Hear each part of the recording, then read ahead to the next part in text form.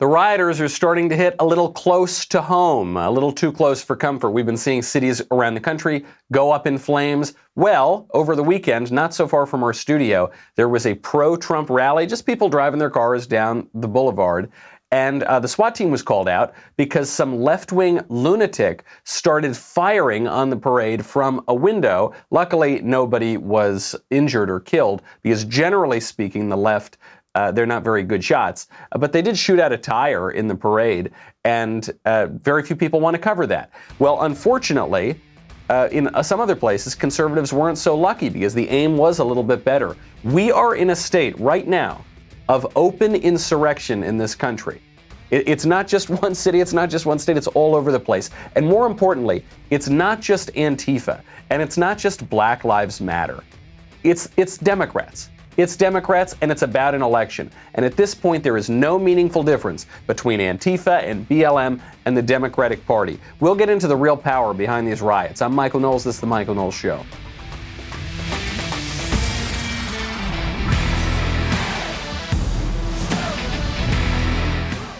Welcome back to the show. My favorite comment from Thursday from Joe, who says, Michael, I really enjoy watching your show while eating my mostly vegan barbecue beef brisket and ribs for lunch. Well, thank you. No, I'm so glad.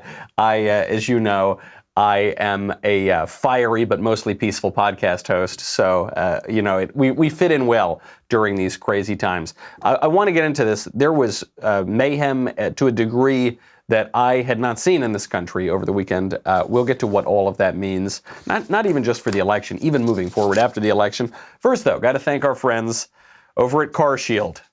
Never a better time, folks. Computer systems in the car right now are the new normal, right? And look, I don't even know how to use simple cars. I don't even know how to fix cars as they used to be made. Now you've got electronically controlled transmissions, you got touchscreen displays, you've got sensors galore, sensors everywhere, and you can't fix any of these new features by yourself, and I certainly cannot. When something breaks, it can cost a fortune, and now is not the time for expensive repairs. That is why I love CarShield. CarShield has affordable protection plans that can save you thousands for a covered repair, including computer, GPS, electronics, and more. All those things that usually don't get covered. They also have complimentary 24/7 roadside assistance and a rental car while yours is being fixed.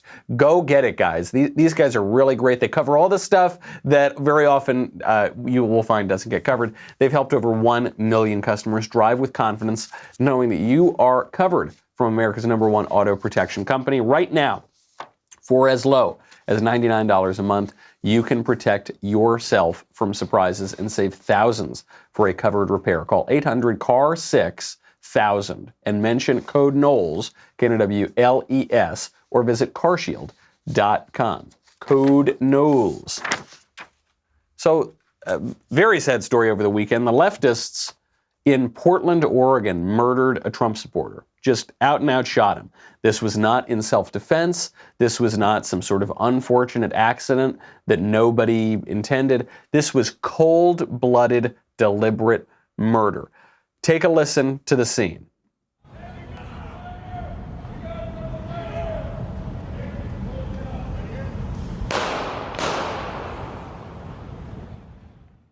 What's at least fortunate about the fact that we have this video is, one, it hopefully will be easier to catch the perpetrators, and two, it's not so gory, you don't see it up close, but it's pretty clear what happened, and the audio is more telling than the video, because what you can hear there is, we've got a Trumper right here.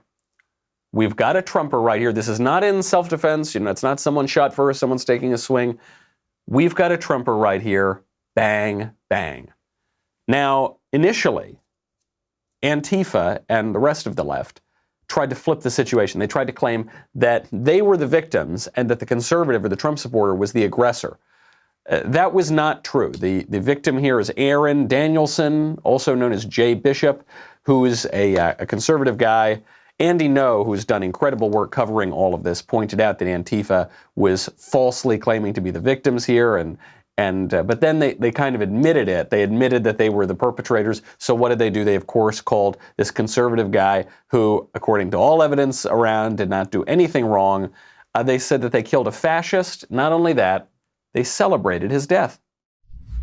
I just got word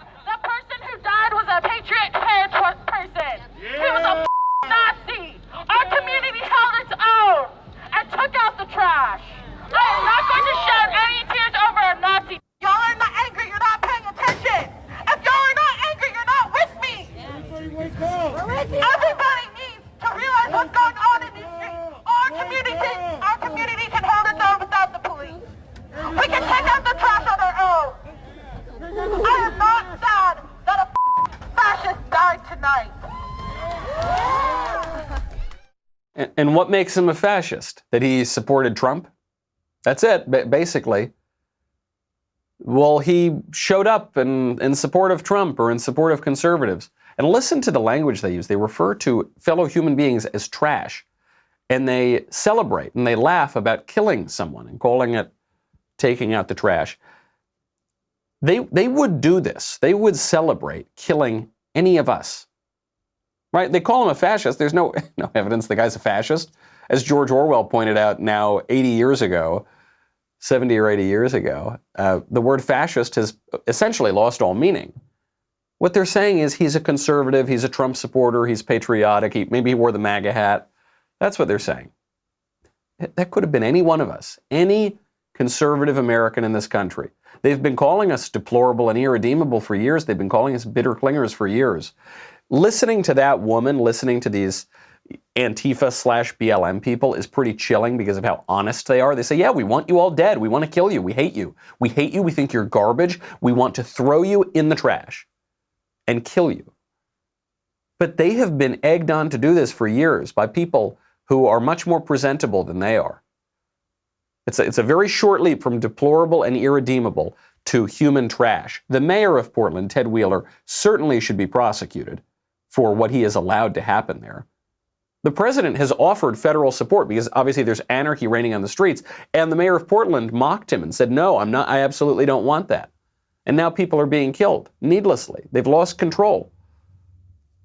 All Democrats, all elected Democrats who have been silent on this issue or who have encouraged this, and there are many, they bear responsibility here. So what do the left-wing media say about this?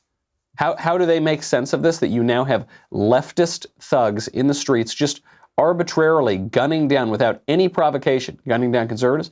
Well, they say, no, it's actually the people committing the violence are actually white supremacists. They're actually white supremacists. Joy Reid tweets out, the riots are not Black Lives Matter marches gone wrong. Armed white nationalists are mobbing these cities to take advantage of protests and scare fellow white people into quietly siding with them. It's an old, tired, and true strategy, using fear and anti-blackness for politics. This is obviously not true, right? Unless all of these white supremacists are dressing up either like Ralph Northam when he was in medical school or like these kind of blue-haired, pasty Antifa guys with left-wing insignia everywhere. These would be the best disguised white supremacists you've ever seen. There aren't any. You look around. How many white supremacists are there in the country? Like 3? And you look around, the people in the streets are not white supremacists. The people celebrating these deaths of conservatives are not white supremacists. So how do they get into this? How do you look at these shootings? How do you look at these shootings and say, actually, the people marching in the name of Black Lives Matter, Antifa, actually they're white supremacists? The reason the left has to do this, and I don't think a lot of people have picked up on this yet, is because they have to justify a contradiction. What the left has been saying, what the media have been saying now for months is these protests are not violent. You had a number of journalists yesterday even showing nice videos and photos from really rich areas of Washington, D.C. or other places around the country and saying, look, everything's fine here. There's no violence. Say, right, it's fine in your nice, rich neighborhood. What about the other neighborhoods where I can see the video, I can see the mayhem, I can see the fire? You've seen these journalists on CNN and MSNBC. They'll stand in front of burning buildings and they'll say, it's fiery but mostly peaceful. It's mostly nonviolent. And of course, that's a lie. So they have to deal with the fact that they've been saying now for months it's totally peaceful, but also all this violence is being caused by white supremacists. Wait a second, I was told there wasn't any violence. I was told it's totally peaceful. Yes, no, it's completely 100% peaceful. Also, all of the violence that you can obviously see, it's being caused by skinheads. Not very convincing. And by the way, if you want to figure out who's celebrating this, who's egging this on, who's encouraging this, who's perpetrating this, let's turn not to White Supremacist Plaza in Washington, D.C. Let's turn to the area that the mayor named Black Lives Matter Plaza and take a listen to what they're saying. I'm at the point where I'm ready to put these police in the grave. I'm at the point where I want to burn the White House down. I want to take it to the senators. I want to take it to the Congress. I want to take the fight to them. And at the end of the day, if they ain't gonna hear us, we burn them the f down. I'm one that talk real shit. I talk it in New York, and I talk it in DC. The same way I f police up in New York, I f cops up here in DC. The same way I bust police in the head in New York, I bust police in the head in DC. Ah, those white supremacists. I can't believe they're allowed to spout their violent white supremacist rhetoric. It doesn't sound like a white supremacist to me. In Black Lives Matter Plaza, talking about the exact same riots that have been going on for months now, that have been egged on not just by the people on the streets, but by the people at the very top of the media and people at the very top of the Democratic Party. We will get to a congressman accosted not by white supremacists, but by the radical left in 1 second. First, however, we've got to thank our friends over at First Leaf. You know how much I love First Leaf. I actually just got an order put through yesterday. I do it, sometimes I do it on a monthly basis, sometimes 2 or 3 months, but, depending on my travel schedule. And I thought, where is my First Leaf? I've run out. I had novenophobia. You know how afraid I am of that. But finally, my wine is shipping. I've got to move up the shipment calendar here because I did get very nervous when my First Leaf was dwindling at the bottom of the box. These guys are terrific. It's very simple to get started. You take a quick quiz to assess your wine drinking preferences. Then First Leaf sends you 6 expertly picked bottles of wine based on your answers. And they're going to check things out, right? So you're going to say, these are my flavors that I really like. They'll say, okay, that's fine, but maybe try this. And then you rate it up or down. The more you rate it, the closer it gets. So I'll say, oh, this wine, there's no way. I don't like this kind of wine. There's no way I'm going to like that. I'll pour it out. It's delicious. Because they know my taste profiles now. It gets better and better. Today, sign up, get 6 bottles of wine for only $29.95 plus free shipping. Go to tryfirstleaf.com/Knowles, Knowles. That is 6 bottles of wine for only $29.95 at tryfirstleaf.com/Knowles. I was very skeptical of wine clubs. I always am.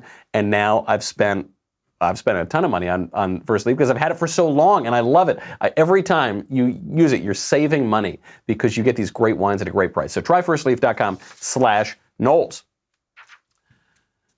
A Republican Congressman, Brian Mast of Florida, who is a war hero, lost both legs while serving in Afghanistan. He was walking back from the RNC, from President Trump's acceptance the other night, when roving gangs of, was it white supremacists, as Joy Reid says? No. Roving gangs of Antifa and BLM and other left-wing agitators mobbed around a disabled combat veteran and Republican congressman, and intimidated him and started screaming in his face. Now, of course, this is a guy who's dealt with the Taliban, so I don't think he's going to be worried about these little left-wing agitators, but they have become violent. They have killed people even this past weekend. And so when they start threatening him, when they start asking if he's afraid, he asks if he has a reason to be afraid. You're not afraid for your safety? No. Should I be? What do you think about police killing black people in this country? Don't worry, we're gonna vote. What Good, do you you think should about police killing black people in this country? I don't think anybody should get killed wrongfully. What do you think about police killing black people in this country? Right to due process, Answer right? the question that I am asking you. How do you feel about abolition? No, answer the question. How do you feel about police killing black people in this country, in this city? Anybody's right to due process. How do you feel about police killing black people? Or wrong to take anybody's Black rights people. away. That all lives matter. Isn't it? Right. Black people.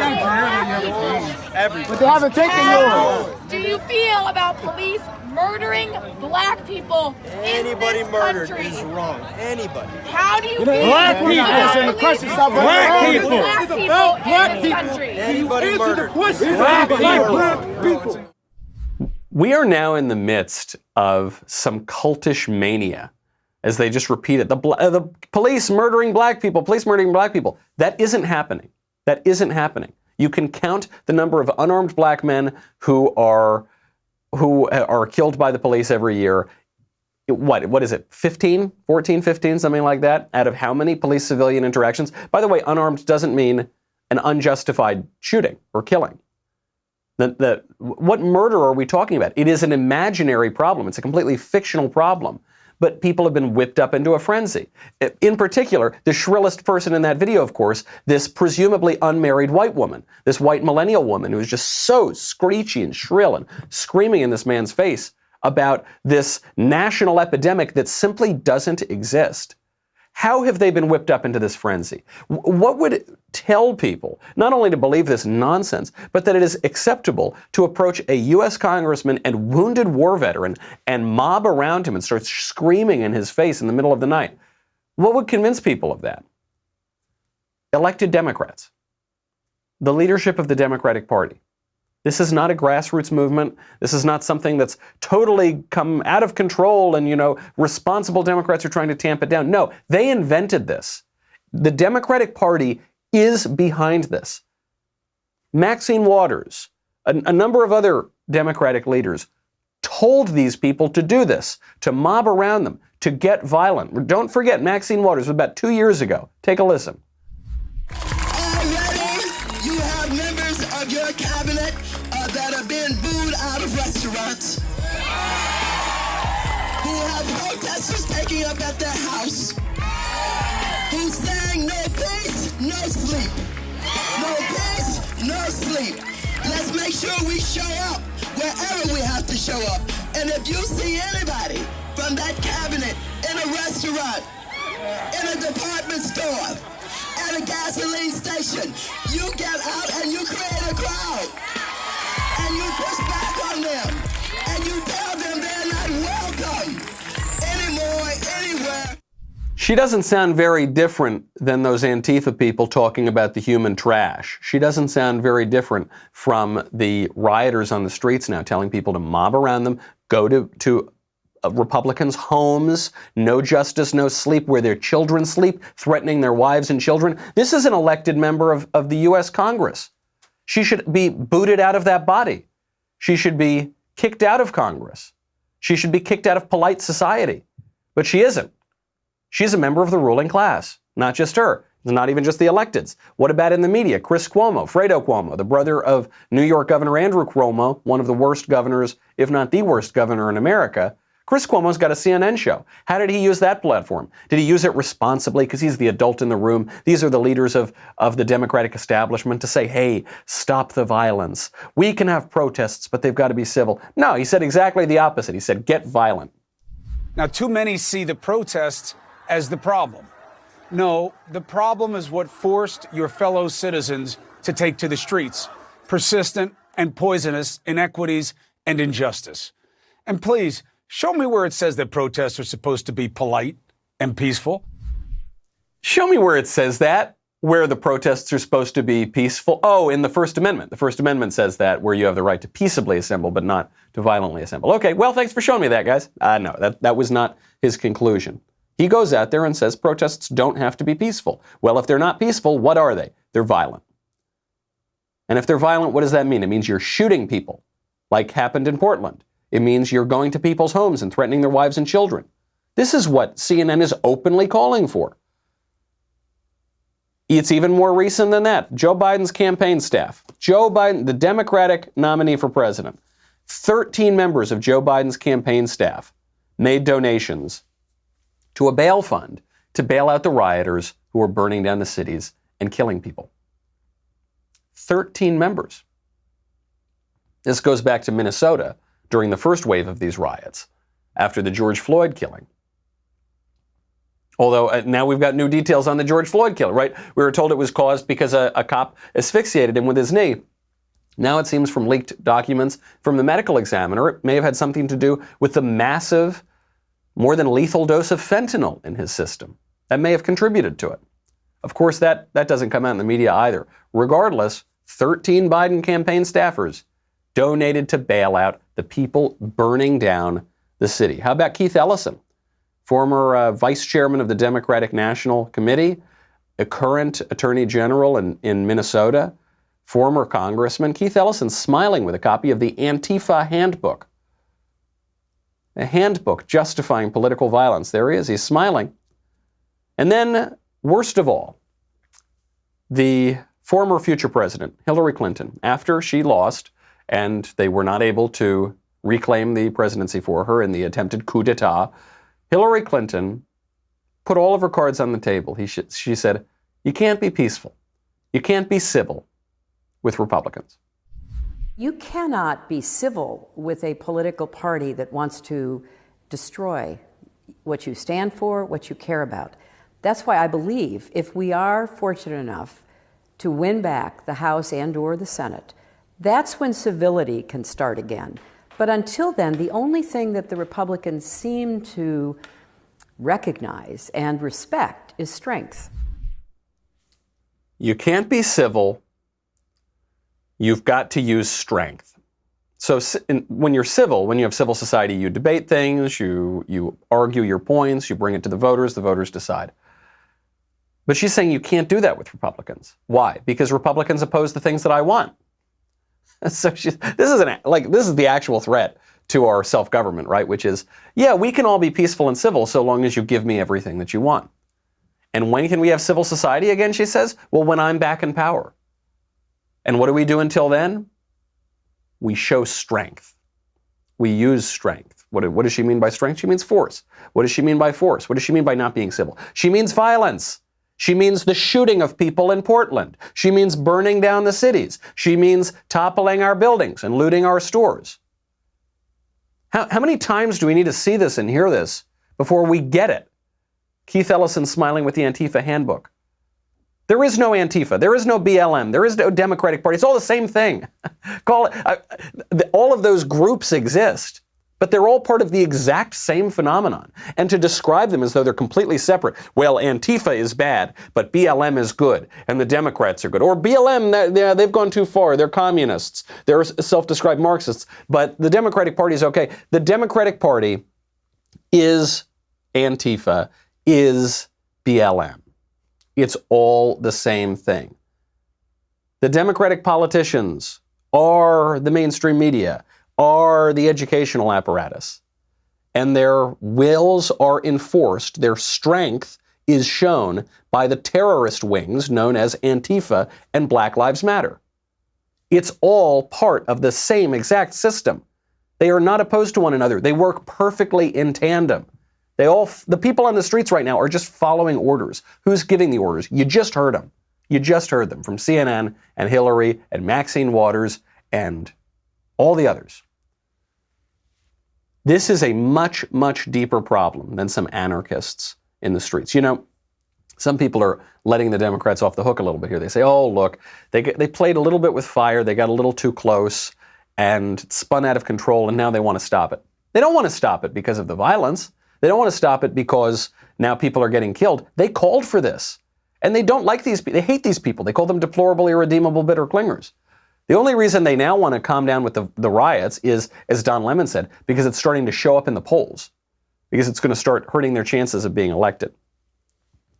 They're still telling people to do this.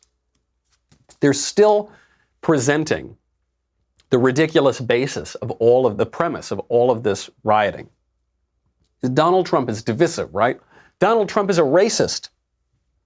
No. The Obamas were far more racist and far more divisive than Donald Trump. And for the one Obama that's still in public life, Michelle Obama, she's making that abundantly clear. Michelle Obama now has a podcast. Everybody's got a podcast. Everybody these days has a podcast. Michelle has a podcast in which recently she said that white people do not acknowledge that non-white people even exist. Take a listen. I've had it several times where I've presented to members of my team, people that I've worked with, peers, go downstairs in the elevator, go out to lunch, and they walk right by you on the street. You're standing in line next to them at Sweetgreen, and they look right through you. They assume they don't know you. They have no use for you. And yet you just help solve their legal problem or help make them some money or save them some money.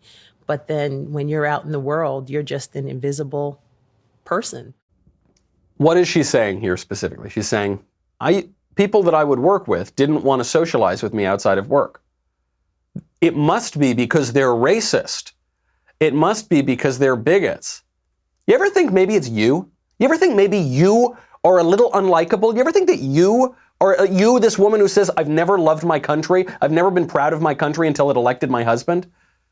You who are saying all white people are racist because they don't see black people, who speak in these awful, divisive tones. You ever think maybe it's you?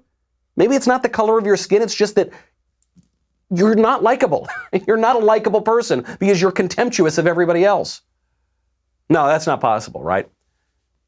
She goes beyond work. She talks about this experience she had, this great slight she had as First Lady in an ice cream shop that proves systemic racism. When the girls were little, this is when I was First Lady. Mm-hmm. I am Michelle Obama, the First Lady of the United States. Of America. Of America. And we had just finished taking the girls to a soccer game, and we were stopping to get ice cream. And there was a line, and once again, when I'm just a black woman, I noticed that white people don't even see me. They're not even looking at me. So I'm standing there with two little black girls, another black female adult. They're in soccer uniforms, and a white woman cuts right in front of us to order. Like she didn't even see us. So I stepped up and I said, excuse me. I said, you don't see us, 4 people standing right here. You just jumped in line. She didn't apologize. She never looked me in my eye. She didn't know it was me. Does anybody seriously believe that while Michelle Obama was the First Lady of the United States, someone didn't recognize her at the ice cream shop around where she lives? Does anybody seriously believe that? No, of course not. So what does this amount to? What is the scene? They're in an ice cream shop, and they're waiting somewhere, and then someone goes ahead in line. And then Michelle Obama says, hey, I'm waiting here. And then the woman backs away, but doesn't, talk to her or anything, doesn't look at her. Has that ever happened to you? Regardless of the color of your skin or anything like that? Anyone ever accidentally cut you in line? Or maybe you're in a shop and they're not sure, are you waiting for your order or have you ordered yet and someone goes ahead of you? Has that ever happened? Of course, it happens all the time. I'm not saying every time you go into a restaurant or a shop or an ice cream shop, but a lot of the time. Have you ever cut someone accidentally? Yeah, I have. I did it like 2 weeks ago.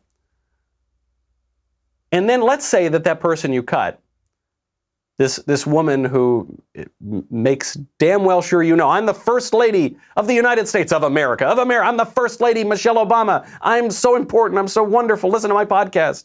Read my book, all about me, my favorite subject.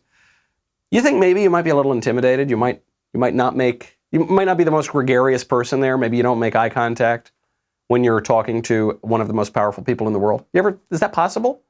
No, it can't be. Just a slight. Not a personal slight, it's a racial slight. Because they're all racist. Because they're all out to get you, Michelle. Michelle Obama, the greatest victim in the history of the world. Michelle Obama, the rich, famous, beloved, former First Lady of the United States, after this horrible racist nation elected her husband president twice because of how racist it is. He sure fooled them. Oh man, they didn't realize he's a black guy. Because they're so racist, they would never elect a black guy, right? They would never give her zillions of dollars to read her stupid book or listen to her stupid podcast. Oh, no, wait a minute. The reality is completely the opposite. Completely the opposite. Doesn't matter, though. This grievance narrative, man, that sure sells books.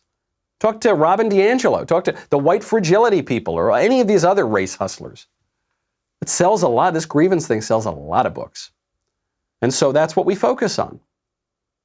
Rather than have gratitude for our country, which Abraham Lincoln famously tells us in the Lyceum Address, is the only way that we're going to preserve our country, is to have gratitude and reverence for our founding, for our institutions. Even the greatest beneficiaries of those institutions and of that founding, and in this country, some of the most powerful, privileged people in the entire country, they tear it down. It sells better. It feels so good to do that. This is not about seeing people. This is not about saying anybody's name. Because some of the most prominent politicians in this country who have seen lots of people, who have said names, still get mobbed, still get threatened with violence. We will get into that. We will also get into the sad story of Bella Thorne, someone I had never heard of until I found out that a movie star decided to make a quick buck turning into a porn actress. We'll get into that. First, though, I want to thank you for subscribing to the Michael Knowles Show YouTube channel. We are now closing in on 200,000 subscribers. We appreciate it. You can check out my latest attempt to guess a woke TV commercial. I've been trying this now. The TV commercials have gotten so woke, you can never tell what the product is. I felt I got a little bit better on this one, but you can check it out for yourself on the YouTube channel. This week's commercial was requested by one of our viewers, maybe the most absurd one yet. Good luck trying to guess it. Go to dailywire.com/Knowles, by the way, and subscribe. We will be right back with a lot more.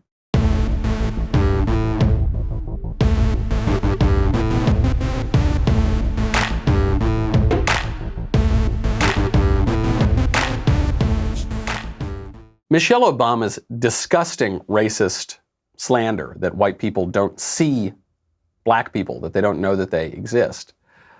This plays into a story, that a line that we've heard throughout this whole protest season, which is "say her name." It's referring to the shooting of Breonna Taylor, which the left is trying to pretend that this woman was completely innocent and had nothing to do with major drug deals, or that the people inside of the apartment didn't shoot first, or any of these sorts of things.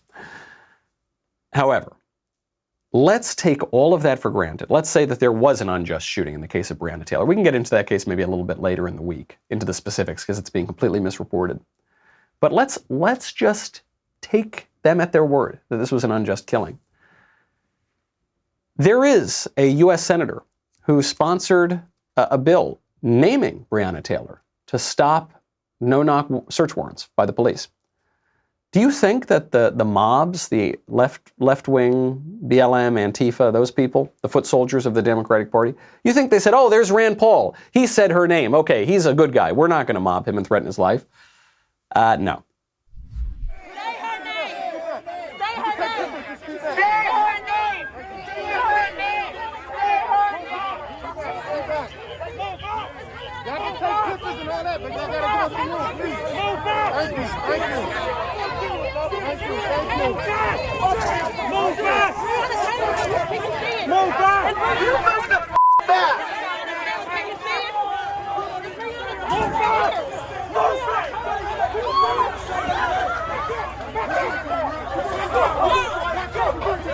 You can see, I love here that Rand Paul, when this mob starts pushing on this cop, almost knocks the cop down, the cop who's protecting him. I love that Rand Paul then turns back and grabs the cop. Like, "You all right, cop?" Because Rand Paul has had a large share of violence in the last few years.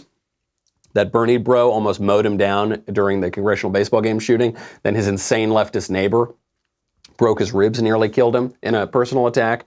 And now he's got this mob. He's probably looking at the mob like, "Yeah, go ahead, make my day. Come on, you feeling lucky, punk?" So he leans down and helps the cop. But there's this irony, because all they keep shouting is, "Say her name, say her name." Rand Paul has said her name more than anybody. In the case of Breonna Taylor. Doesn't matter. It has nothing to do with an actual demand. They're not saying, "Say her name." Okay, here's her name. Okay, we're good. No, it has everything to do with mob violence to permanently shut out, silence, shut up, even to the point of violence and death, Republicans and conservatives. You know, the deplorables, the irredeemables, the fascists, the trash. That's what it's about. There's nothing you can say that will pacify this mob. They want you silenced forever. There are now roadblocks in D.C., like we're some third world country, like we're some tin pot dictatorship.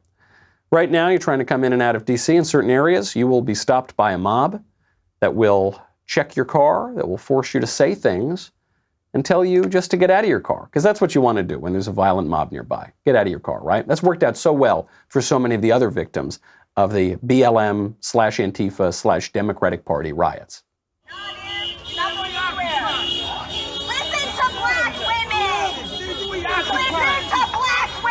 No justice, no peace. Say that. No justice, no peace. Say right. No justice, no peace, right? And he look like Simon from No justice, no peace. So you see this guy's walking up to the car. He's kind of joking into the camera. He's getting in this driver's face.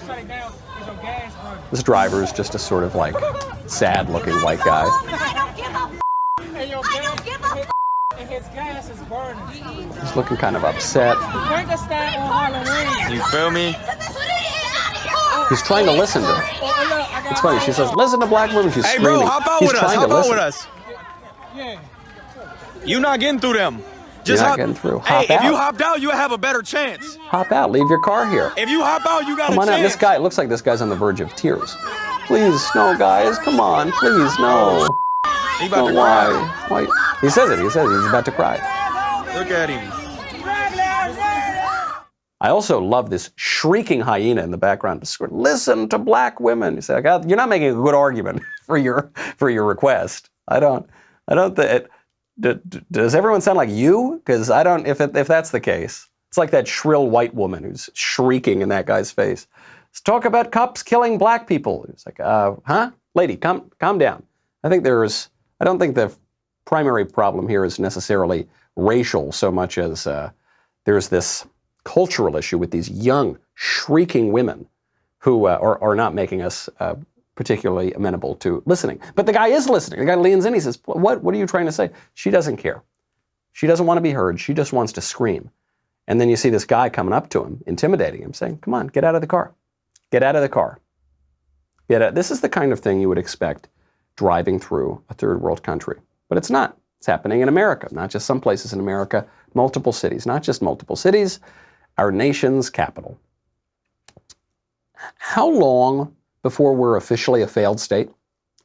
How long? Like, at what point did Venezuela get declared a failed state? At what point did Zimbabwe get declared a failed state? At what point did Syria? Libya? Because this kind of behavior, if you told an American that this would be happening in our country 10 years ago, they would not have believed you. And over what? Requests that have been met, right? Say her name to Rand Paul, who wrote a bill naming her, and over premises that are false, that there's an epidemic of cops killing black men in this country, innocent, unarmed black men. And really what it's over is elected Democrats and Democrats in the media calling for the violence. How long before we're a failed state? This is the issue that was at the heart of the Civil War. Okay, there are a lot of issues in the Civil War. I mean, especially slavery. There was also this question of states' rights. But the issue that everyone agrees on is this question of self-governance. Why did the South secede? Why did the South not revolt? Right? We just had an American Revolution the century prior. Why not have a Southern Confederate Revolution? Why was it called secession? Because to have a revolution requires that you acknowledge a natural right, natural law. Right? We hold these truths to be self-evident, that all men are created equal, and that's where we derive our power to revolt against an unjust government. But the South was founded explicitly on racial supremacy. It was founded on slavery. So they couldn't revolt. It would have been an incoherent revolution.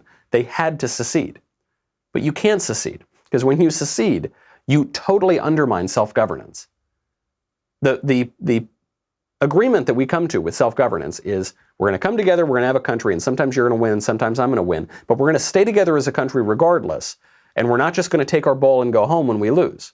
Because if you do that, of course, that's no self-governance at all. That's extortion, right? That's not a republic. What do we have now? We have Hillary Clinton herself saying, when you lose,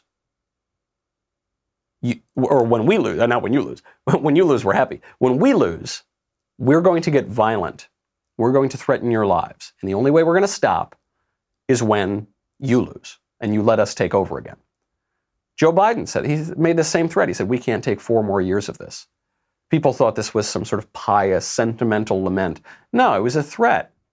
You can't take 4 more years, but you're going to get 4 more years if you reelect Trump, so just elect me, it'll be easier.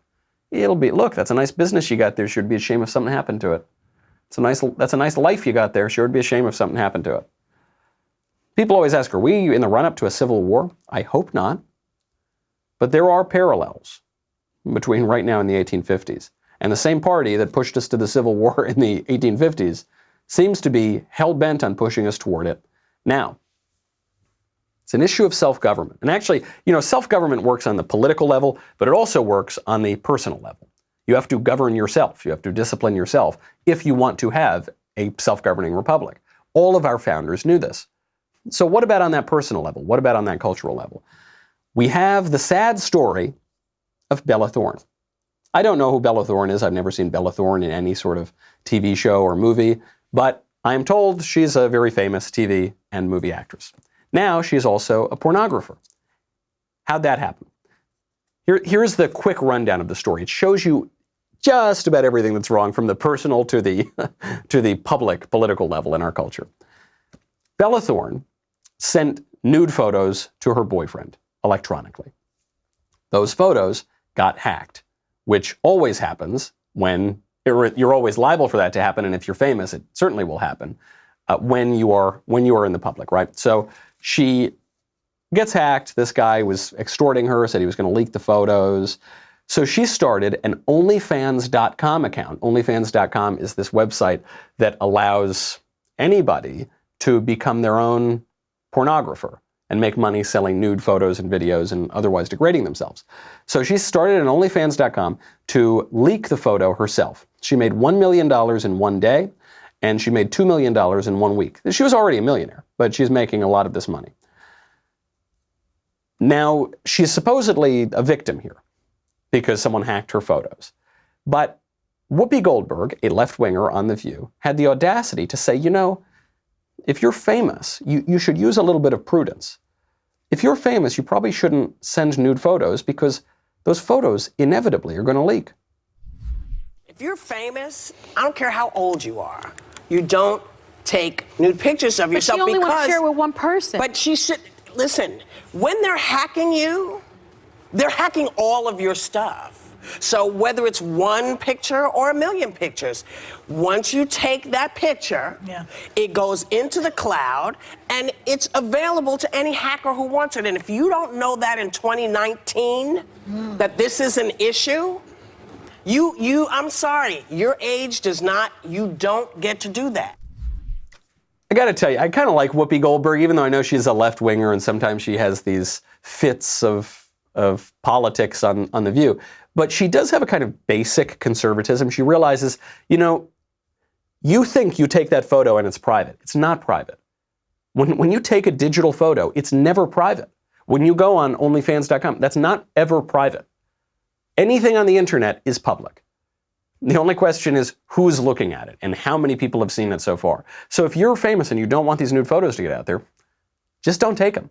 Pretty simple, right? We used to say this to people like, hey, don't create pornography of yourself. That used to be not just an acceptable point of view, that used to be very good advice. Bella Thorne was furious. She said, shame on you. I don't want to go on The View anymore because I don't really want to be beaten down by a bunch of older women for my body and my sexuality. Blaming girls for taking photos in the first place is sick and honestly disgusting. No, it's good advice. It's good advice. Let me reiterate Whoopi's brilliant advice. Ladies, do not take nude photos of yourself. Do not take them. Do not send them to that boyfriend that you really like where you're sure you're going to be together forever and he would never do anything wrong with them. Do not upload them to the cloud, even though they're going to get uploaded to the cloud the minute you take them. Just don't do it. Why would you do it? What's the point of doing that? You will only regret it. I got a message from someone who had an OnlyFans account. This was a message that was sent in through the website. Not through that website, through my website. And she had this problem pertaining to her OnlyFans account and was trying to work her way through it. And I said, okay, I'm happy to try to help you sort out this tangential problem. But here's the first problem. You're on OnlyFans. Get off of OnlyFans. Don't do it. There is no good that can come of that. There is only harm that can come of that. You will regret every moment that you're on there. The money isn't worth it. The money isn't, it's not even that much money. I guess for Bella Thorne, it's $2 million. That actually gets to be part of the problem. But it's not, just don't do it. I guess you're not allowed to say that these days because it's somehow feminist to get women to sell their bodies. And it's misogynistic to tell women not to be degraded and objectified. That's the, wait a second, I'm seeing a little illogic in that framing. But actually, this money is a little bit of the issue because that's not the end of the story here. Thorne puts these nude photos up. The customers apparently felt that Thorne was not sufficiently nude in the photos, and they had paid $200 for the photos. A pretty expensive photo. So they demanded a refund. And I want to take a pause here. Everything is public on the internet. Everything, okay? Why on earth, if you really wanted to see a nude photo of Bella Thorne, wouldn't you just wait for some other guy to pay $200 and then for that photo to inevitably leak? We know the photo is going to leak. The original photo leaked, and that was on her private cloud account.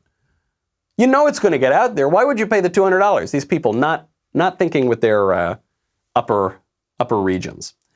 So they got upset. They wanted a refund. But now you're talking about $2 million going back and forth on this website. So OnlyFans said, okay, this is too big a problem. We're going to cap how much you can charge at $50. Okay, fine enough. But now the other pornographers are upset. The other women, or sometimes the men who are prostituting these women, are very upset that the cap is going to be $50. They said, wait, we were making more money. So what happened? Bella Thorne apologized. Bella Thorne said, I wanted to bring attention to the site. The more people on the site, the more likely I have a chance to normalize the stigmas. And in trying to do this, I hurt you. I've risked my career a few times to remove the stigma behind sex work, porn, and the natural hatred people spew behind anything sex-related. Hatred? Are they spewing hatred? I don't know that it's hatred. Certainly exploitation and degradation, but I don't know if it's hatred. I wrote and directed a porn against the high brows of my peers and managers because I wanted to help with the stigma behind sex. I am a mainstream face, and when you have a voice, a platform, and you try to use it in helping others and advocate for something bigger than yourself, again, in this process, I hurt you, and for that, I'm truly sorry. I'm sorry, women. I'm sorry that I in any way discouraged you from degrading, objectifying, and selling yourselves. Please, go back and objectify yourself. Sell yourself, please. Everybody involved in this entire situation is doing the wrong thing, except for Whoopi Goldberg. Whoopi Goldberg is the one person who gets it. And she didn't even go that far. She didn't say all girls should not take nude photos of themselves. She said girls who are famous, who know they're going to get hacked eventually, shouldn't take nude photos of themselves. How do we get from that culture to a good self-governing society that recognizes virtue and can have logical conversations? You can't. That's the problem. That's the problem. I'm using this OnlyFans Bella Thorne thing as one example. Obviously, there are many issues beyond sex. Sex is the most scintillating of them, probably. But this gets into fraud. This gets into other personal relations. This gets into how we do business in the country. This gets into how we look at our local communities. This looks into the relationship we have to labor. This looks into the relationship we have to slave labor overseas. If you don't have a robust moral sense, and you don't actually practice virtues, and you don't even understand the argument for practicing the virtues, as many people here, other than apparently Whoopi Goldberg, does, you can't have a self-governing country. Your country is only as good as the people. Your ability to regulate your country is only as good as the people's ability to regulate themselves. So what do? Some conservatives throw up their hands. They say, well, there's no way to legislate morality. That's obviously BS. All laws legislate morality. All laws make moral arguments, right down to parking meters. You can't have the way you legislate is by making moral arguments for the laws and then enforcing those laws. So of course you can. Now you don't want to have a tyrannical regime that is undermining public morality, which can happen as well. I think we're pretty far from that at this point, though. Why don't we take back our politics in a way that can go in and say, shouldn't be doing that. Shouldn't be doing this. We forget OnlyFans.com, which certainly should be heavily regulated, probably into the dust, probably just outright banned. Because also, what are the safety guards here? How do we know that people under 18 aren't on this website? Of course they're on this website. So there are many legal ways to go after a website like that. But we have such a loss of respect for law and order in this country that we can't even tell murderous rioters on the streets to put the guns down. Ted Wheeler won't do it. He's fanning the flames. Democratic Party, fanning the flames of this, encouraging it, saying, please, go out there, mob them, get violent. That's not just a personal problem. That's not just a cultural problem. It all ties into this bigger problem. We're looking at it in these little pieces. We're just seeing the trees here. You got to zoom out and see the forest. The personal problem, as the left says, the personal problem is the political problem. And the political problem ties in not just BLM, not just Antifa. It's the Democratic Party. It's the whole edifice. In the face of that, where do you stand in November? What do you see the stakes as in November? Getting more intense and more intense and more intense We always hear this is the most important election in our lifetimes. When your opponent tells you that, when they tell you what they're going to do to you if they get back in power, what they tell you what they're going to do if they don't get back in power, believe them. That's our show. I'm Michael Knowles. This is the Michael Knowles Show. I'll see you tomorrow.